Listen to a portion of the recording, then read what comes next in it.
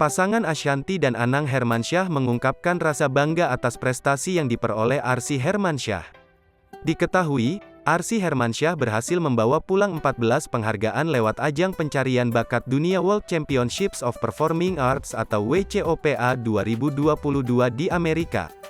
Putri dari Anang Hermansyah dan Ashanty itu pulang dengan gelar juara umum dalam ajang WCOPA. Arsy mendapat juara umum untuk kategori usia 5-10 tahun.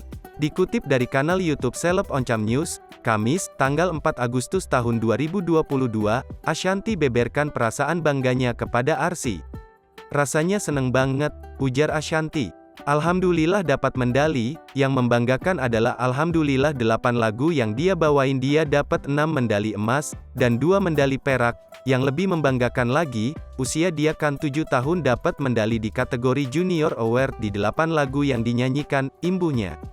Menurut Ashanty, peserta yang lain juga membawakan lagu yang tak kalah bagus dari Arsy. Teman-teman yang ikut juga, di antaranya yang lain juga bagus banget, beber Ashanty. Dalam WCOPA Arsy menyanyikan lagu dari berbagai genre mulai dari pop, Broadway, kontemporari, dangdut. Arsy berhasil meyakinkan dewan juri melalui 8 lagu yang ia nyanyikan.